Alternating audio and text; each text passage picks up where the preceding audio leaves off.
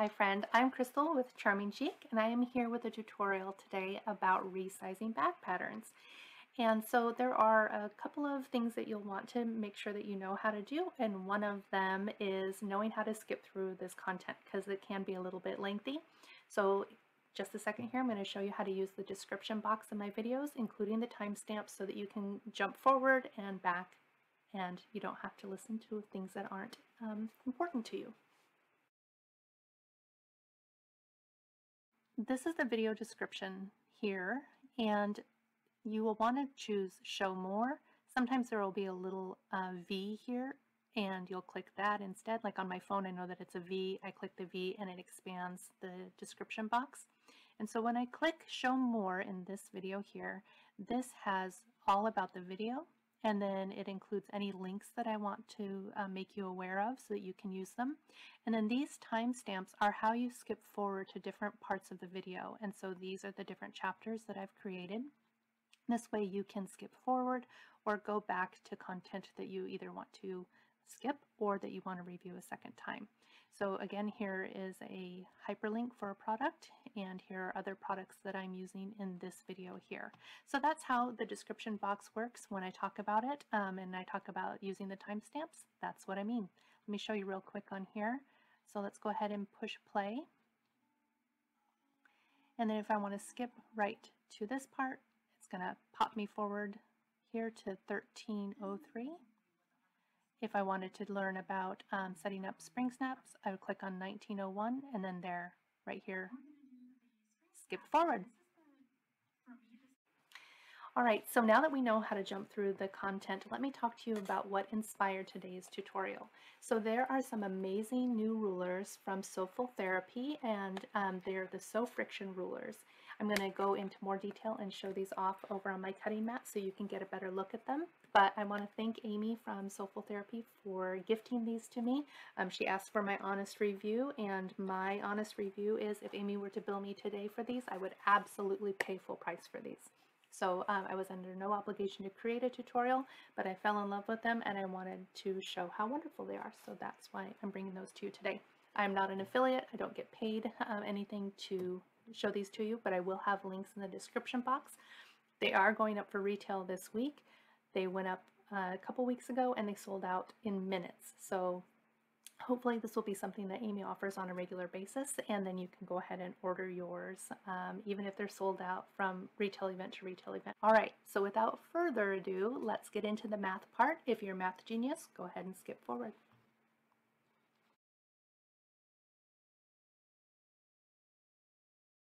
So these are the instructions for my math adverse friends. I do not like math, and I promise if you stick with me, I am going to make this so that it's accessible to you. We're going to learn how to convert percentages to decimals, whether we need to multiply or divide, identifying when an item is greater or less than, and then converting decimals to fractions. Again, I've already mentioned that you must increase or decrease all structural elements by a percentage of the original size. Otherwise, they won't fit together at the end. The first thing we need to do is we need to convert our percentages to a decimal. And that's scary, but I promise you I'm going to tell you how to do it in a way that is embarrassing but makes sense to me, so that we know whether 85% becomes 0.85. And then we also know how to make 125% become 1.25. When we're increasing a pattern, at least one of the digits is going to be to the left of the decimal. So you can see that 1 is to the left. That we know that this is now larger than 100%. When we're decreasing a pattern, all of our digits are going to be to the right of the decimal, like it is here in the 0.85. This is less than 100%. All right, are you ready to learn to convert those percentages to decimals? Think of a percent sign as a magic wand. So you see it there. It's now become a magic wand. It's going to shrink down and it's going to become a decimal. And it has 2 more bits of magic left, 1 for each of the circles or in the percent sign symbol. So 1, 2. So 2 bits of magic. And the magic is it's going to move to the left for each circle. So there it's moved once. And that's twice. So each of those circles gives it a little bit of magic. And presto changeo, we have now converted our percent to a decimal, 0.85. Let's do it again because I get confused with the 3-digit numbers. So our wand has become a decimal, and it's going to move once for the first circle and twice for the second circle. And abracadabra, we now have 1.25. But how do we know whether to multiply or divide? Whether we're decreasing to make a bag smaller, you can see the X there in the center, or we are increasing to make a bag larger, the X is there for multiply, we're always going to multiply our decimal. We're never dividing, which is kind of counterintuitive the way that my brain works. So it's time to do some math. I'm going to tell you how to go about doing this. That's a little mom joke to help you remember it's always times. So let's increase our bag to 125%. If our original length is 7, we're going to multiply that by 1.25 for a new length of 8.75, and our original width of 4.5 times 1.25 for a new width of 5.625. Don't worry about the decimals, I'm going to cover that too.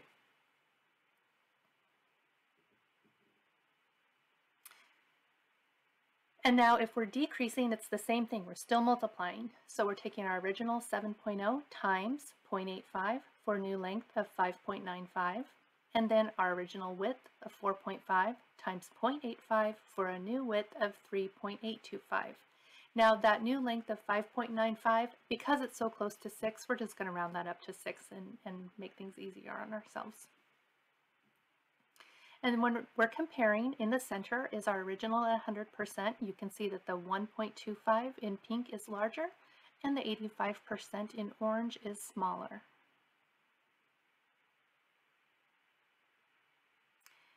So how do we convert those decimals to fractions on our ruler? Well, using a great ruler makes it easier.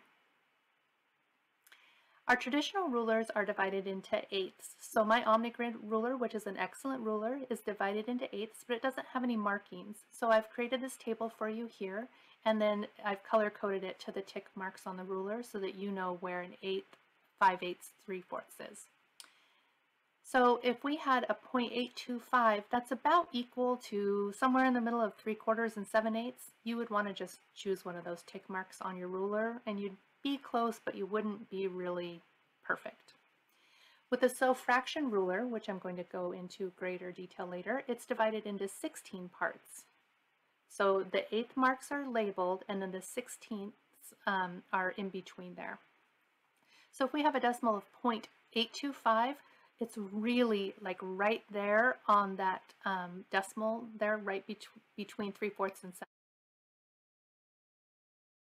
Why would somebody want to resize a bag pattern? Well, maybe you want to take a little tiny mini backpack and make it into a diaper bag, or to fit a binder or school supplies. Maybe you have a little one and you want to make a full-size backpack small to fit their frame.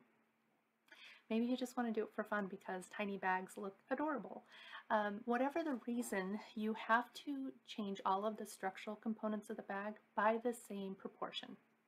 So if you're making the front 125% bigger, maybe you want to make it big so it can fit a bag, custom fabric panel, then you would want to make all of the components and the structural components of the bag change by that exact same percentage. It's very fun to do it, and there are multiple ways that you can change your bag pattern. So you can do it by hand using paper and a ruler, so just adding that extra measurement to the sides of your pattern pieces. That's one way of doing it. I'm going to show you how to do the overlay box for a zipper overlay on a pattern like a paper piece. If you have Cricut, you would want to just go into your Cricut pattern and then change the dimensions in the width and the height. It is proportionate, so theoretically, and I've not had it fail yet, if you were changing by 125%, you would just change the one box, and then the width, if the proportions were locked, would change by that same proportion, that same ratio. If you are doing it in Adobe PDF, I will tell you that that is not my favorite. And my printer drivers have just crashed on my computer, so I can't show it to you. But you can print as poster, and you can increase your size, and you can put in the value that you want. So if you're doing 125%, you would put 125% instead of actual size. You do 125%, and then you would tell it to print as a poster, and then you would end up taping a bunch of different pages together. I don't love that version. Instead, I like to just take it to FedEx office, formerly known as Kinko's, put it on their printers, on their copiers. There's a little dialog box on the keypad. You tell it you want to increase it, you type in the number of percent that you want to change, and presto changeo, it prints out the pattern to the right size, and then that way you're not having to tape a bunch of other pieces together. That's my preferred way. But I do realize that I have access to a FedEx office here in town, and so it's easier for me. Excel, you can also calculate these in Excel using a spreadsheet. So you would put in your height and your width, and then you would have another column by your multiplier. So if you're doing 85%, you would have 0.85, and then that would tell you the new sizes of your pattern. Okay, so here we are in Cricut, and this is pattern by Lynn's Handmade. This is the Purse Pal. This is not the 100% size because I'm not going to divulge that secret. You need to purchase the pattern to know what size this starts out at. But one of the things that you want to also consider, in addition to hardware and zippers, are credit card slots. Things that are specific to another item outside of the bag itself. So things like credit card slots, cell phones, binders, those kinds of things are elements that you want to take into consideration.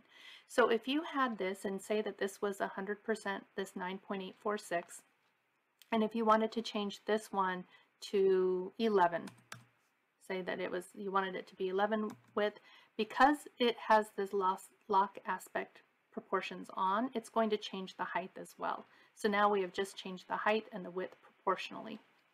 This happens to be a square, so that's why both measurements are the same. If it was a different pattern and it was a rectangle, it would still have done it proportionally. So don't get confused by the 11 by 11.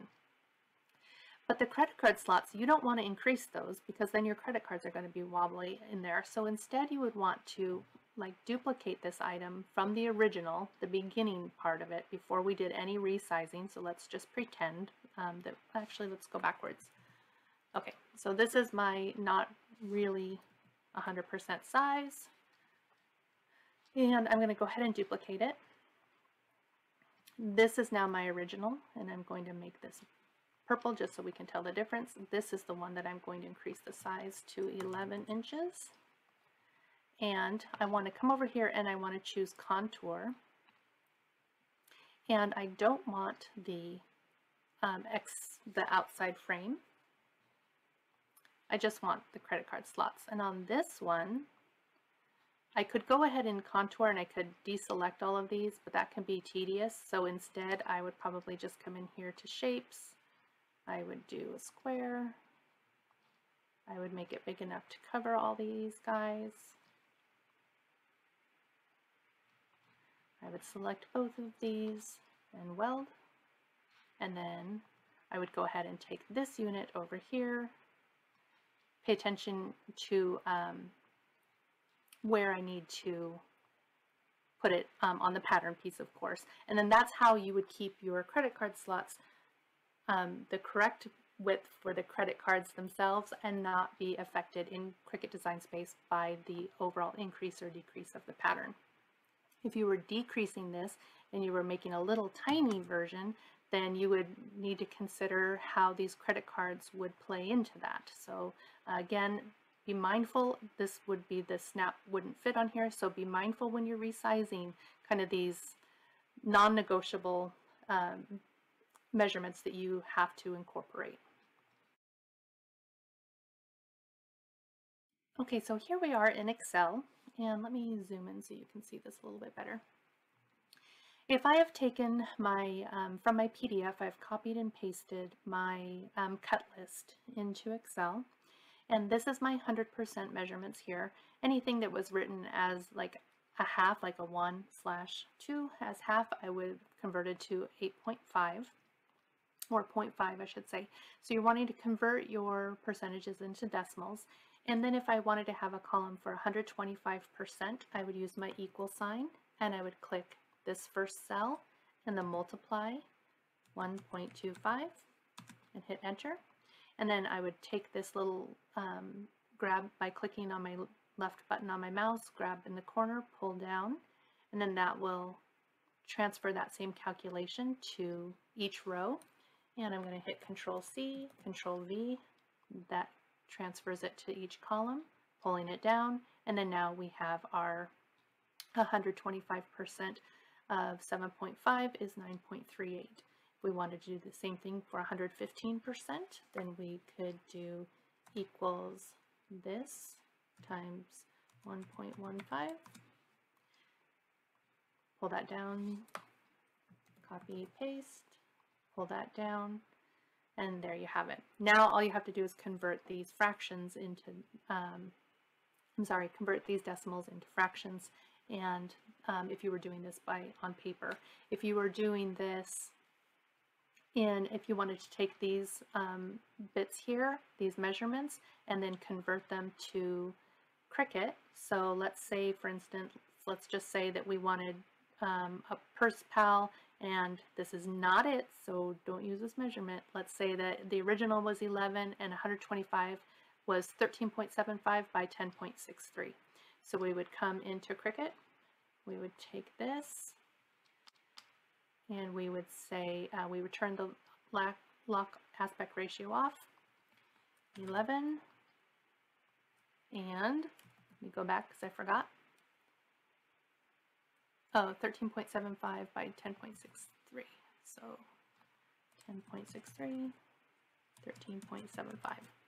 Okay, so that's why we would want to use Excel. It would calculate those for us quickly, and then we would go in here to Cricut and then cut out the correct size based on our proportion.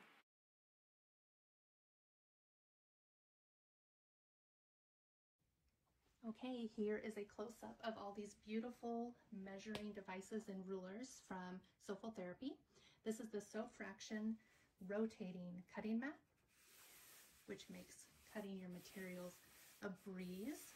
You can stay in one position and let your mat do the rotating. Here's a comparison of my very well-used standard acrylic ruler, and this one is SewFractions. So you can see all of the different markings here, and that little bit of that pebbly kind of look is because this is a non-slip ruler, and I'm going to demonstrate that in just a second. So side-by-side comparison, this one, most of the markings have been rubbed off, and this one has a really nice contrast. I also have it in a couple different sizes. So this is the size that I use all the time at my sewing machine. This is a 1" by 6" ruler. This is my OmniGrid that I typically use, and this is the SewFraction version. This one is divided into 1/8" increments, and this one into 16ths. So it shows the 16th marks here. And what that means is, let me show you here. So when you have a ruler that's divided into 16ths, it gives you all of these fractions as tick marks. So you can get much more accurate with your cutting. When you have a ruler that's divided into 8ths, you only have 8 marks, so an 1/8, 1/4, 3/8, and so on. These marks from here to here, there are 8. So you can see a side-by-side comparison that you can get much more accurate with this. I also have it in this size here, and in this size here. Now let's talk about the non-slip properties. This is really slippery satin. This is my regular ruler, and I have added some of these grippers from Amazon, but it still slides around, right? So if I'm cutting on here, this could slide very easily and make accuracy more difficult. These, because of this non-slip stuff, although this is moving, the ruler is not moving on the material. So if I just click here, this stays put, and it reduces some of the hand strain that I typically experience when I'm really trying to get these slippery objects cut.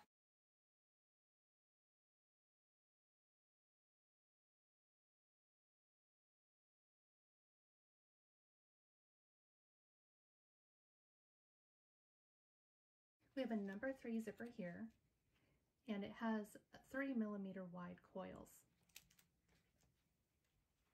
Next to it, you can see this gorgeous zipper tape by Weft and Warp. Tammy makes this, and it's amazing. So this one is a 5mm zipper tape coil. That's why this one is called a number 5, and this one is called a number 3. You can also see that the width of the zipper tape is different, and I'm going to have a couple slides to demonstrate that and show you side-by-side comparison. But what we know about zipper tape, whether you're using a number 5 or a number 3, is that when resizing, you're not going to be able to change this measurement here. You can only change the length. And so when we're talking about things like zipper overlays, we wouldn't reduce the center of the zipper overlay. We would only want to reduce the width or enlarge the width.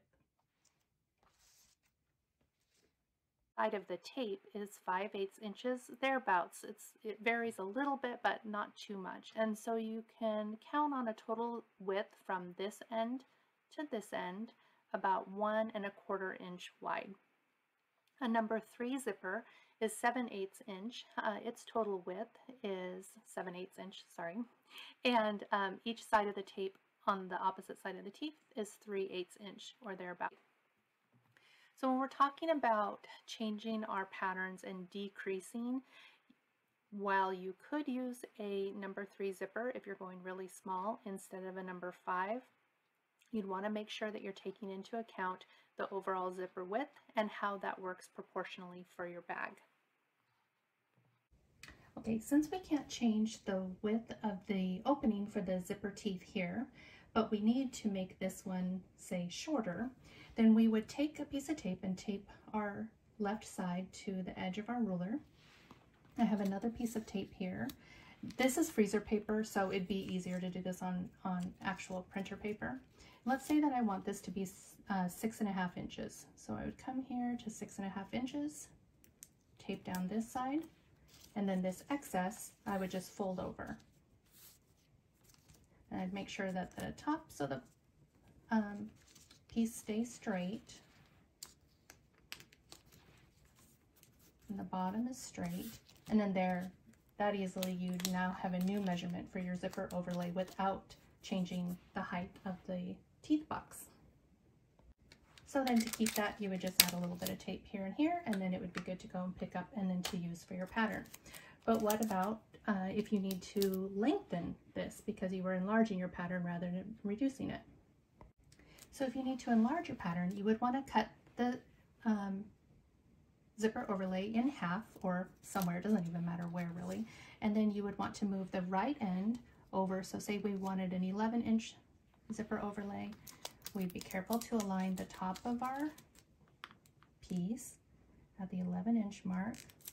And I'm filming, so this might not be accurate because it's hard for me to look over. Let's set that there. Take a scrap piece of paper, put it underneath,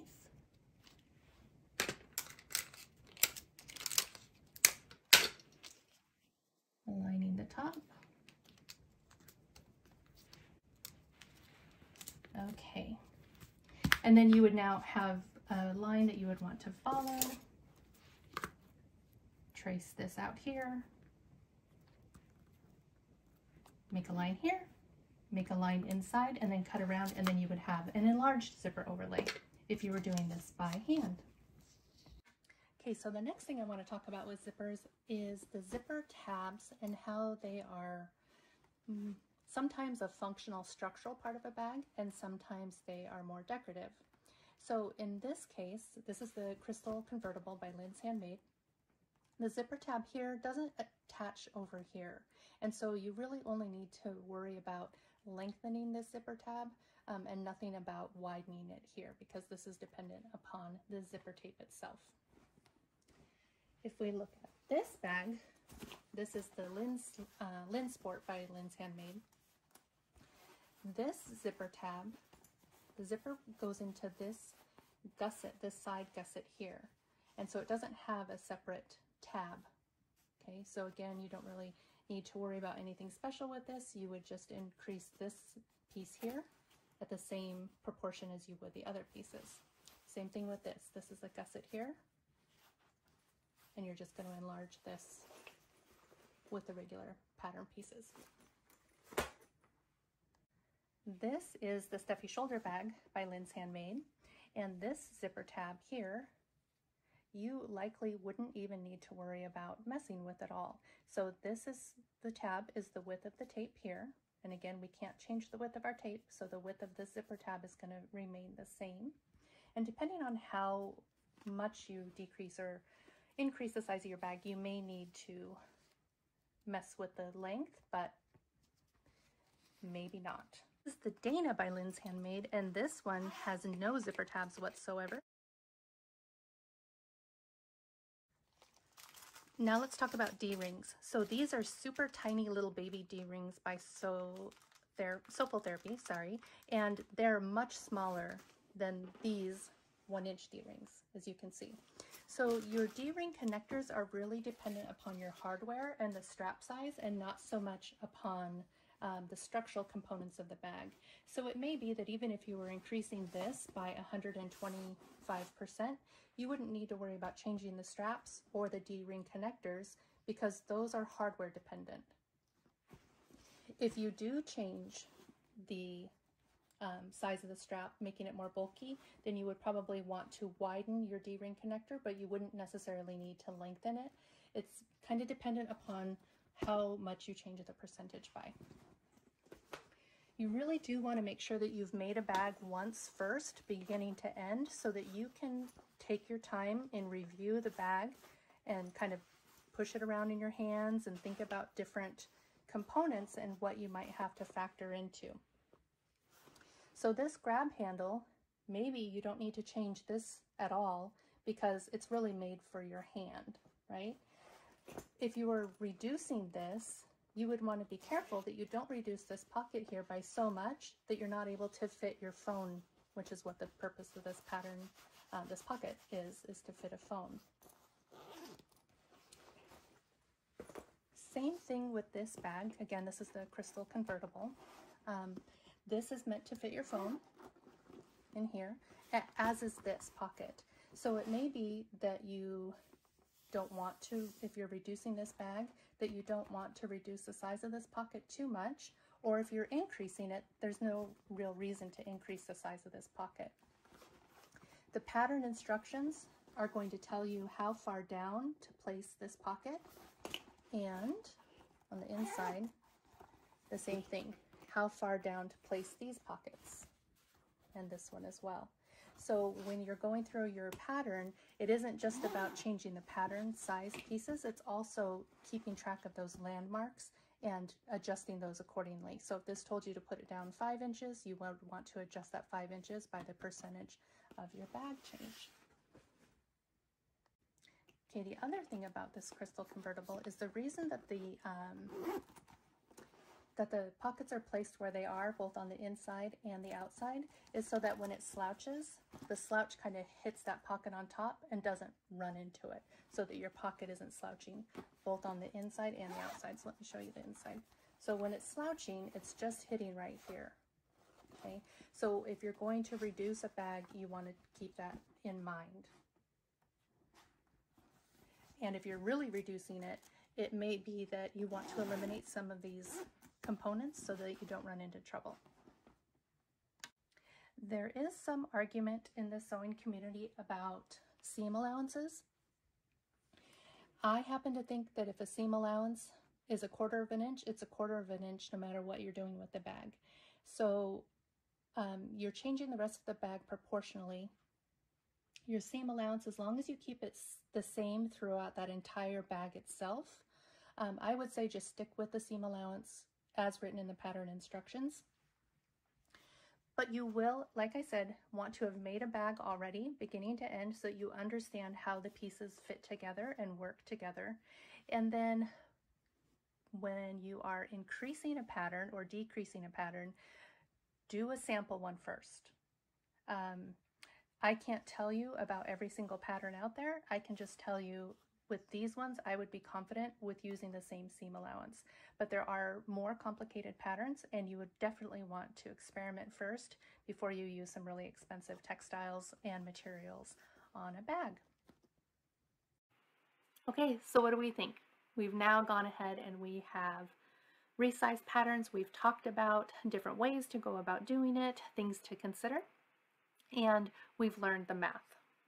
Okay, so if there's something that I've left out, if there's something big and glaring and you're like, Crystal, you forgot to tell me about this part, let me know in the comments. As soon as I see your comments, I will reply.